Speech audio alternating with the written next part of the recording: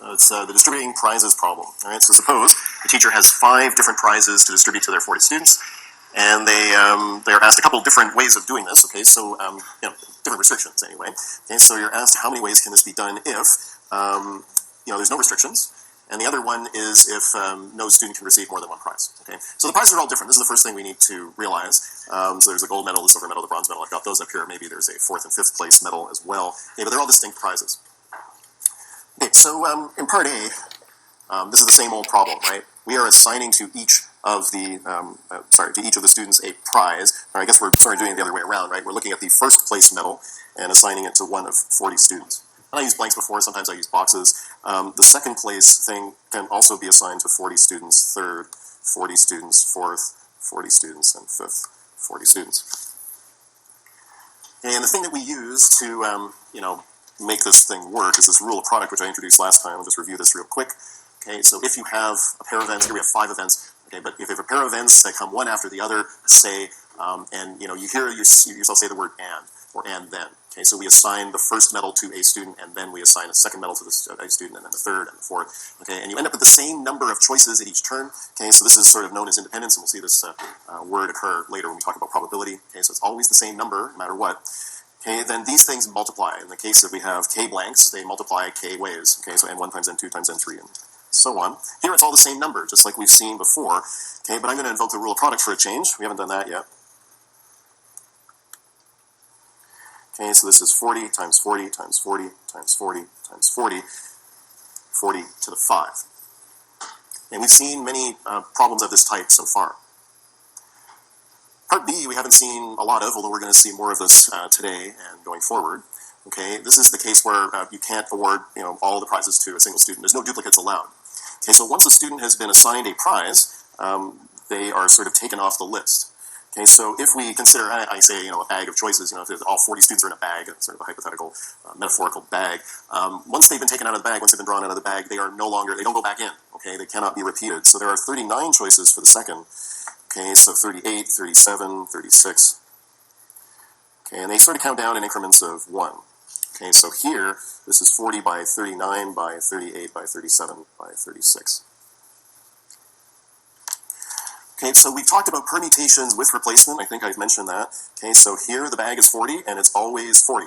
Once you've made your choice, you've drawn the first student out, they go back in. They can be repeated. Okay, this one is without replacement down here. Okay, so you can't have repetition. And clearly one is going to have more possibilities than the other, right? 40 to the 5 is greater than this because it's bigger in 4 spots. That's fine. This is still a big number. Now, it's also reminiscent of another type of mathematical structure, as if, we counted down, and got all the way to 1. We would end up getting 40 factorial. And 40 factorial is a much bigger number than what is listed here, but we could make this thing look like a factorial by multiplying by 35 times 34 times 2 times 1, and sort of completing the tail. You might say, you're nuts, you can't multiply by this, that changes the number. Well, we can, if we divide by the same thing, and then it will end up giving us a net difference of multiplying by 1. So we haven't affected the size of the number. And this makes things nice and clean, because we'll end up scooping up 40 factorial as with the extended tail on the numerator, and the denominator is actually a factorial of its own, 35 factorial. And often permutations with replacement are expressed like this. Okay, this is going to lead us to our second generalization, okay, and we're going to see the other 2 generalizations today. Okay, so this is the first. Okay, so permutations. Okay, so if we have, in general, well, we have 40 and 5 here, but if we in general had n and r, okay, instead of 40 and 5, but n and r, okay, n distinguishable objects, okay, students in this case, we wish to order r of them, 5 in this example, but we're dealing with n's and r's now. The first will have n choices. Okay, once we've drawn that first thing out of the bag, then we have 1 less, n minus 1, n minus 2, and so on. And the last one here, what's the last one? N minus r. It's not quite right. You're close though.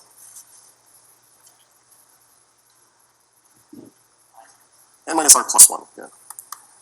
Okay, and the reason it's off by 1 is if you actually counted all the integers between n and n minus r, you would end up with r plus 1 of them, and we really just need exactly r. Okay, so it's off by 1. Anyway, multiply them all together by the rule of product, we get this n times n minus 1 times n minus r plus 1, which, as we saw in the previous slide, is almost a factorial, if only we completed the factorial, n minus r minus 1, and so on down to 1. But we can't do that without blowing up the math, so we divide by that same quantity. And by the same trick, we end up with an entire factorial on the top here. It's n factorial, and we're dividing by another factorial, n minus r factorial. Okay, this is known as a permutation of n of r distinguishable objects without replacement. In textbooks and on your calculator, you will see the notation for the function p n comma r. This is okay. You can use this if you would like, but oftentimes, I'll just write the factorials because I like writing the factorials or thinking about it from first principles. Okay, but you can, let's just quickly go back here. Like you can write this thing as p of 40 comma 5.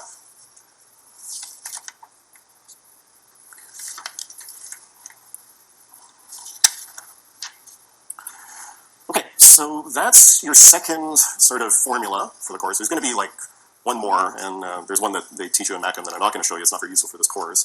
But anyway, one more today, and you'll have most of the combinatoric stuff that you need. Now, first, before we go any further, let's just quickly review stuff about factorials. Factorial is an operation that was probably introduced to you back in grade school, maybe early grade school, like grade 3 or grade 4. And it's kind of a nice, funky operation. You put an exclamation point, which looks like it just shouldn't be there, because that's for English and, this is math. Anyway, it counts down, multiply, multiply, multiply, counting down until you get to 1. It's like a for loop, basically. What they don't teach you in grade school probably is that this is a, recursively defined thing. You know about recursion, because you've learned about that. It's part of the prerequisites in this course, actually. And it starts at 0 factorial. Okay, and that turns out to be pretty useful for our purposes because sometimes you permute 0 objects. Okay, there's one way to permute 0 objects. So that's where it starts. 0 factorial is 1, and then we build on by multiplying n onto n minus 1 factorial until we get the thing that we want. Okay, so it's a more of a bottom-up type of view. And yeah, that's all I really want to say about this, except that sometimes like you want to go out of the integer zone. You want to know what the growth rate of this thing is, and factorials grow really fast. Okay, so factorials like n times n minus 1 times n minus. It's actually less of a growth rate than n to the n, but it's more. It grows faster than e to the n. Okay, so it's faster than an exponential. Stirling was one of the people to explore this, and he found this approximation here. And you'll notice that n to the n is part of this expression. Okay, it's divided off by e to the n. These are two very fast-growing functions, but this will grow strictly faster than an exponential. Okay, so if you like your big O. Okay, this is a good, real valued approximation, but mostly a growth rate type approximation. It's interesting that there's a root pi in this expression as well. I think that's kind of fun, that there's pi and there's e, all these natural constants seem to come around.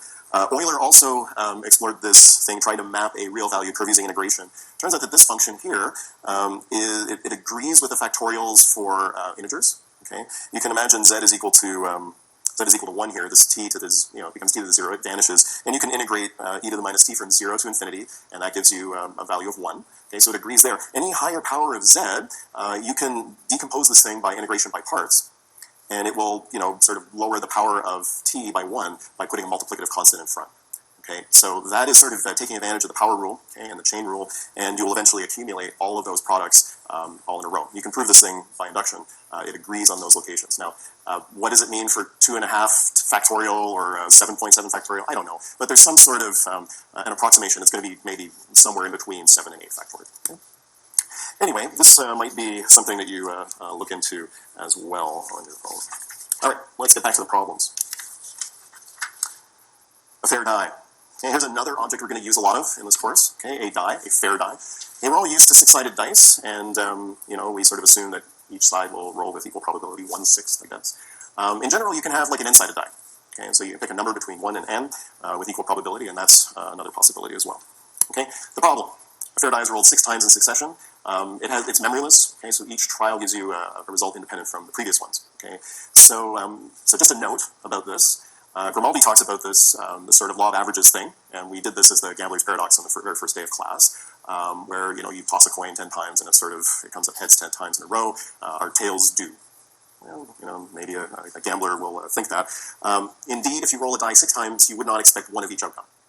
Okay, and we'll find out exactly how likely that is in a moment. That's actually part B of this problem, and you shouldn't expect that. But the more you roll the die, the more it should converge on what the 1/6 of the trials are. Okay, so if you roll it 60 times, you don't expect it to be exactly 10, to nail it, but it should be getting closer and closer the more trials that you get.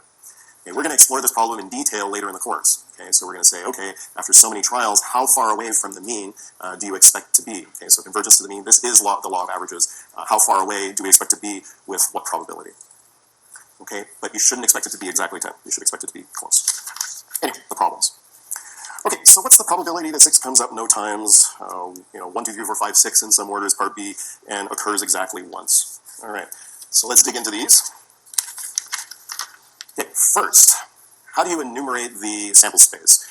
Each die is independent of the other ones. I like to use a cross product, okay, or an ordered 6 tuple, if you will, enumerating all of the results as as 6 in a row. Okay, so you can imagine like one trial is the set 1, 2, 3, 4, 5, 6, and we call this thing R. Then 6 trials can be viewed as the cross product, or an ordered 6 tuple, R cross R cross R cross R cross R. Okay, and some of you have been exposed to the notation R to the 6. That's a good piece of notation. I'm going to use it here. Okay, and the sample space S is going to be that. Okay, so all the possible items in this cross product. You can write S, if you don't like cross products, you can write S as a bunch of ordered 6 tuples like A, B, C, D, E, F, such that all of these things are in R. Okay, and that's the same thing as R to the 6. Okay, it's the same thing.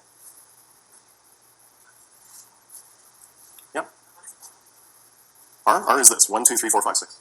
It's just a set with 6 outcomes, right? That's all that die rolls can give you is 1, 2, 3, 4, 5, 6, yeah?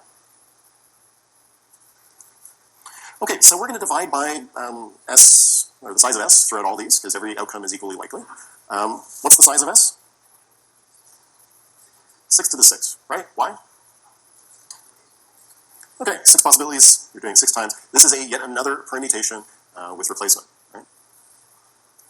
Okay. Let's suppose that 6 comes up no times is the event A. What's the size of A? Probability that 6 comes up no times is the size of A divided by the size of S. What's the size of A? How'd you get that? Good, yeah. So it's another with replacement type of thing, except we have 5 choices instead of 6, right? 5 choices instead of 6 each time. Okay, so the size of A, and if you want to do this from first principles and write out 6 boxes and put 5s and all, do that, that's fine. You can do that. No problem there. Okay, 5 to the 6. Okay, so again, this is another with replacement type situation. Okay, so the probability of A is 5 to the 6 over 6 to the 6. And there's a real question about how to compute these things because, 5 to the 6 your calculator can handle, but if we were to roll this thing 100 times, 5 to the 100 it might not. Okay, it might lose some accuracy. Okay, so what I always recommend is try and keep your numbers as close to 1 as you can. So 5, 6 is easy to compute, and then you can raise it to whatever you would like. Okay, so 5, 6 to the 6. If you run this through your calculator, this is around 33%. Okay, so it's pretty likely, 1 in 3 type of chance that no 6 will come up. Okay, so part B, what happens here? Okay, so the expectation, of course, is that we're going to get 1 of everything. How likely is that? Okay, so let's call this each outcome occurs exactly once. So there's exactly 1 each of 1, 2, 3, 4, 5, 6. What's the size of B? How many ordered 6 tuples are there in B? How'd you get 6 factorial? Good, yeah. If you like the boxes, do it. 6 times 5 times 4 times 3 times 2 times 1. Okay. If you like permutations without replacement, what would you write here? P of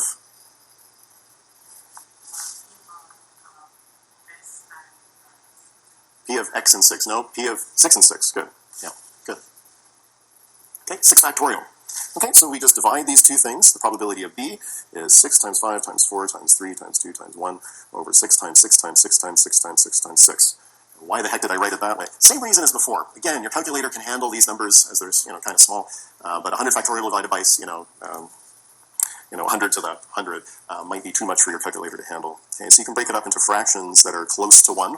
Okay, I know it peters off there, but anyway, and multiply those instead. It's a nice trick. This ends up being 1.5%, which for something that should be converging to the average number of rolls, 1 out of 6 of them, might seem a little counterintuitively small. Okay, last part. 6 occurs exactly once is going to be event C. Okay, so 6 has got to be in there once and only once. How many things are in C?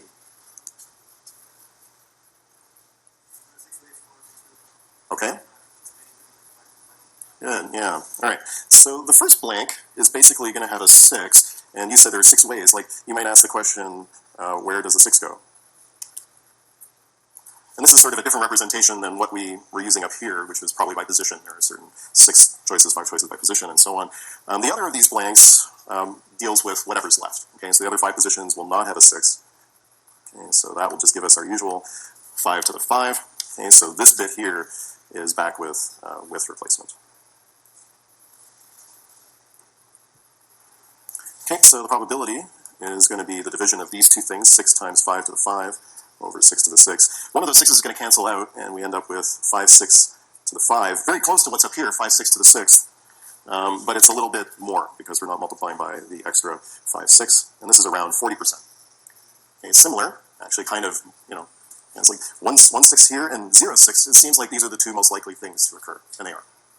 Might surprise you as well. I saw a hand go up.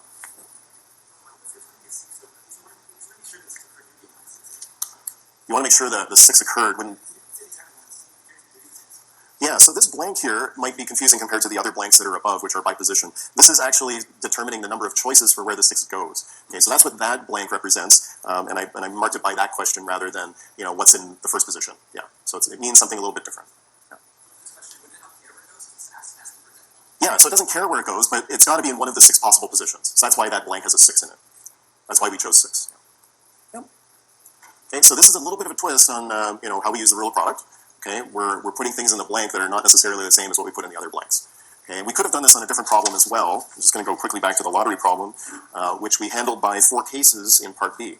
Okay, we could have done it in the same way, if you don't remember. So it's got to match 3 of the 4 places, but miss in the 4th place. Okay, we could have done it in the same way. We could have said, okay, well, what's the position that it misses in? Well, there are 4 possible positions that it misses in. And then how many ways can we miss in that position? There are 9 ways we can miss in that position. So it will get us 4 times 9 in the 2 blanks multiplied together, which might have saved us a little bit of writing by the 4 cases. Okay, so that's another way of looking at this problem that doesn't require cases. Okay, but you need, again, to do the 2 different meanings for the 2 blanks. Okay? Okay, other questions? Okay, one more problem before we go on, and this is a computer science application. In our review section, it can't be. Yeah, it is actually. There are ways that you can secure your systems, believe it or not, by using combinatorics. Okay, so this is called password cracking, and what you do is you use the power of combinatorics as a defense against people from just sort of using water torture on the system by just trying brute force searching on your password. Okay, and this is a big deal, and you've seen it on select your password, and it gives you a whole bunch of constraints. Like it can't be a dictionary word, and it's got to have a symbol and a number, and all these constraints. Okay, and the reason it can't be a dictionary word is because you can just brute force hack on a dictionary word. Okay, there's about 1 million-ish English words in the dictionary, and if you tried 1 per second, okay, 1 per second. Like, has anyone ever told you to count to 1 million? As a joke, why did you go? You're so good at counting. Why didn't you count to 1 million? And then you start counting, and then you get tired around like 63 or something, right? But can you imagine counting to 1 million? Like how long that would take? And so if you actually spend 1 second per word, it would cost you 1 million seconds. That's about 11 days. Okay, and if you fail on a password attempt, it locks you out for like a second. Okay, so it's a pretty good approximation. So somebody could hack your password in 11 days if it was a common English word. Okay, so what if it wasn't a common English word? Okay, so using only lowercase letters, so this is A to Z, which is there's 26 of these things. How many 8-letter passwords are possible? One is with duplicate letters, and I think we sort of know how to solve this problem by now, right? So this is the with replacement, right? We can duplicate letters here. Okay, so I'm not going to draw out the blanks, but it is n to the r, right? 26 to the 8. Okay, for context, this is around 209 billion possibilities. Okay, with 8 distinct letters, this is without replacement. And this one is a factorial. It's a permutation of 8 of 26 objects. This is 26 factorial by 18 factorial. Okay, a rather staggeringly large number as well. Okay, but this is slightly less, as it should be. Okay, but it's still rather big. It's like 4 orders of magnitude bigger. And to give you some context about, like, they make you duplicate a letter. Okay, so they require you to do duplicates. That's because this number is smaller than that number. Okay, so you can actually take the difference between these 2 things, and you end up with more possibilities without 8 distinct letters. Okay, so you're guaranteed to have a duplicated letter. You end up with, I don't know what the difference is here, 146 billion versus this 63 billion. Okay, that is a really large set, and we haven't even gotten into uppercase letters and symbols and numbers, okay, which your other passwords might require to make sure that they're strong. Okay, so this is the power of combinatorics to keep out attackers that are just trying brute force. Okay, so with that done, we're going to move on to the other generalization, but it requires us to have another little talk. Okay, we're going to skip one of the examples. We'll save it for another time. Okay, the strategy here, overcounting with some purpose in mind. Okay, sometimes this is the best strategy. Sometimes you intentionally overcount with the idea that it's easy to overcount and then subtract off the stuff later, or divide by something later to correct it. And sometimes that works out very well. We're going to see some problems where they're coming up in short order that it really, really knocks it out of the park. Okay, first one is rule of sum. Okay, so rule of sum, if it's easy to count all the possibilities without restrictions, and it's easy to count all the possibilities with not the restriction that we want, okay, so the opposite of what we want, if we subtract those two things, then we end up getting the thing that we do want. Okay, sort of like what we saw back when I was describing this thing over here. Like if we wanted all the passwords that guarantee to have at least two of the same letter in it, we would do this computation. It's very easy to do these two things and then subtract them. Yeah? Okay, so this is known as the complement rule. Okay, and it comes from this. I'll just bring back the algebra slide. It comes from the rule of inverse. Okay, so you'll notice that A union A bar. A and A bar, they are a partition of the universe, right? Okay, so they union to get the universe and they intersect to get nullity. Okay, they are disjoint. Okay, so this means that the rule of sum applies to this. Okay, so you can take S as being the size of A and plus the size of A bar, but taken in reverse is what we really want to do. We want to use subtraction. So we take the big universe and we subtract off all the stuff that we don't want to get at the value of A. Okay, really cool. Okay, we're going to see that theme a fair bit, and you'll see it on your homework as well. Okay, but they come from this law pair. Okay, sometimes you use the rule of product in reverse. Okay, and here's how this works. If you have duplicated outcomes, and it has to be duplicated in a uniform way. In other words, there has to be k copies of the same thing for every outcome that you want. Then you can compute you can overcount the thing and then divide by k. Okay, so this is known as the division rule, and if you talk about a k-to-1 function, this is where this comes from, it's from functions. Okay, so if you have a k-to-1 function, means that for every f of a equals b, it has k solutions. Okay, so k a's that satisfy, that reach b. Okay, so if that's the case, then they're off by a factor of k. Okay, now if that doesn't make a lot of sense in the abstract, I'll tell you just one thing that you can do. Okay, so what k-to-1 function can get you. Okay, so if you go to a party, and you want to know how many people are there, you can do one of two things. Okay? You can count the number of people, okay, so that's one approach. Or you could count the number of ears and then divide by 2. Okay? So that's what this thing is telling you. Okay? There are going to be k copies of the same thing. Okay? You can do the more, what looks like the harder piece of work, okay, which will be k things for every one thing that you want, and then divide by k, ears to people. Yeah, what if somebody has only one ear? Thank you. There's always one naysayer in the crowd. Thanks a lot. Anyone here have only one ear? They don't want you to out yourself or anything. Seems to have worked for this party, so probably okay. But you're right, of course. All right, a little bit of fun, a little bit of levity there. All right, so the thing we're going to attack right off the bat is this angry lions and angry mobs problem. Okay, so angry lions versus angry mobs. Okay, so what is an angry lion? Well, an angry lion. Let's look, first of all, universal constant. There are 180 students in Compute 210. When I made this slide, there were 180 students in Compute 210. Now there's 205 of you, actually. But we're going to stick with 180 because that's what I published. Okay, so how many different ways are there of making an angry lineup? Okay, so an angry lineup of 3 students. Okay, well, we can attack this problem by, same way we've done it before. Okay, so remember a lineup. A lineup has position, is important. It matters if you're at the front of the line or the back of the line. Okay, so this is the first position, the second position, the third position. And in the first position, you have 180 choices of person you can put in there, and then you can't put that person in the second position, so they're sort of eliminated. So this is a without replacement type of idea. 180 times 179 times 178. So 180 times 179 times 178. Or the permutation of 3 of 180 objects, whatever you'd like, 180 factorial by 177 factorial, different ways.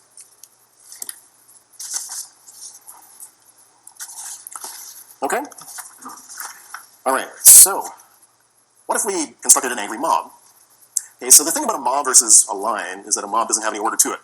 Okay, so it doesn't matter what there's no rank, there's no leader to the mob. Mobs are unruly, and but you exist, you're a member of the mob. Okay, but there's no order to you. Okay, and this is what we're trying to get at here. How do we get at things that don't have an order?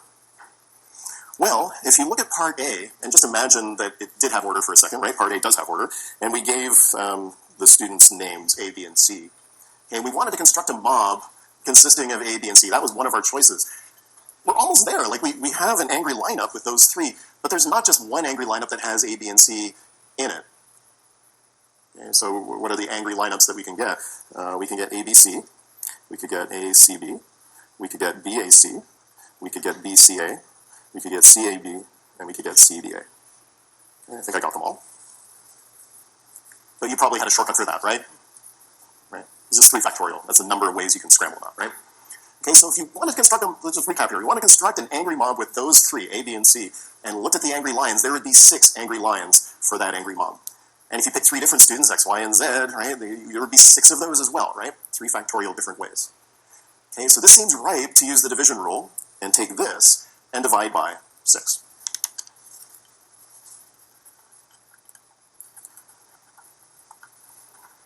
So the result from part A is very close, since order is now unimportant. Just divide by the number of internal arrangements of the students. In this case, 3 factorial ways.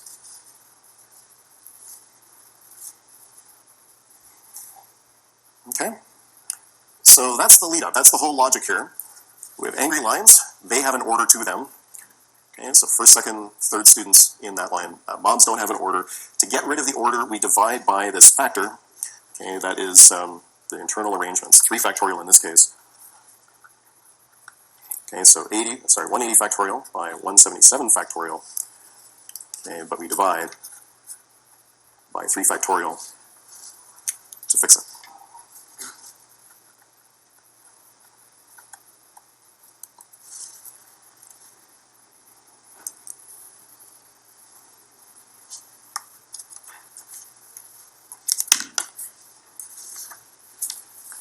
Okay, good? Okay, so that's angry lines and angry mobs. You don't look all that angry, so maybe this is a bad example. Okay, but I always like to think of angry lines and angry mobs whenever I think of this. It's a kind of a funny example, but lines versus not lines, okay? And we're going to do the angry mob generalization next, but first...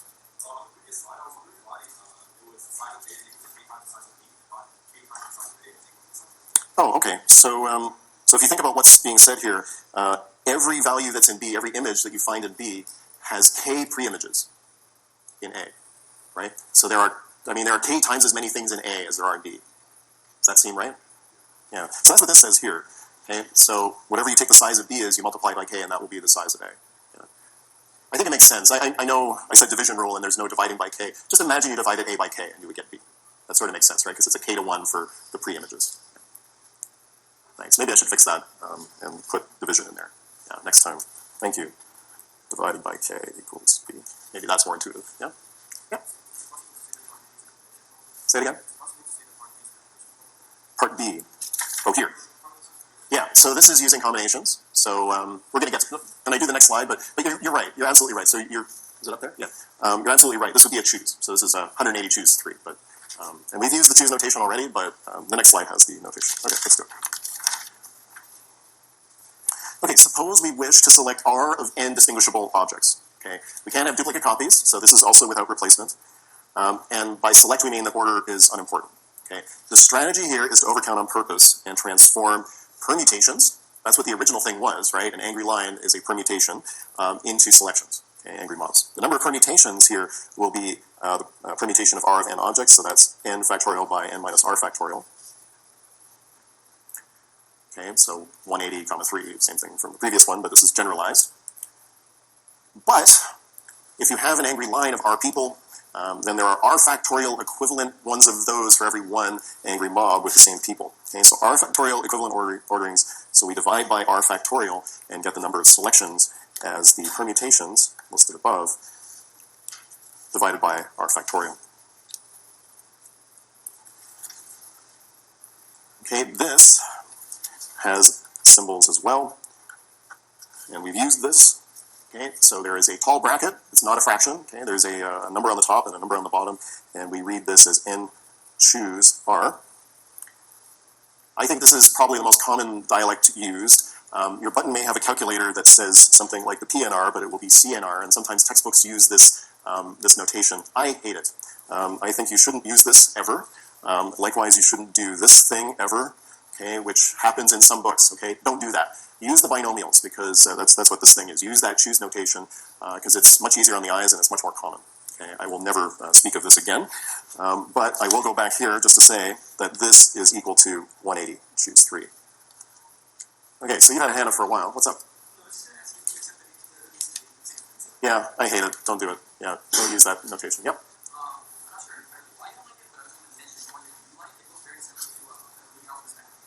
Oh, linear algebra is vector notation. Yeah, it might be. They tend to use square brackets, though, right? Yeah. I guess when I'm writing, it can be messy.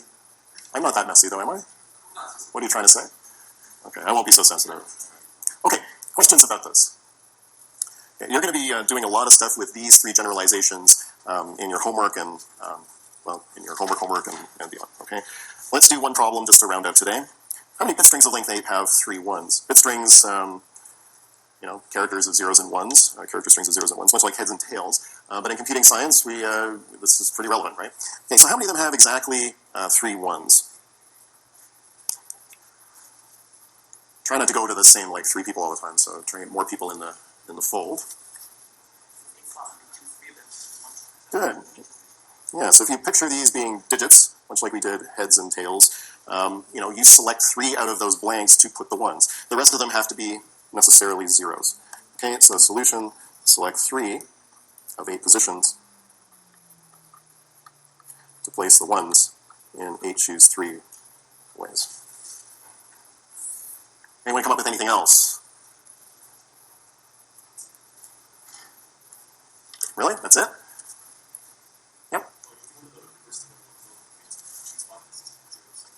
Good.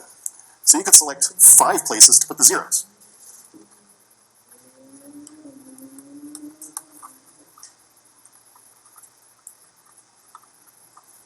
And that would be in 8 choose 5 ways. Okay, so the idea here is you choose what you want or what's left over.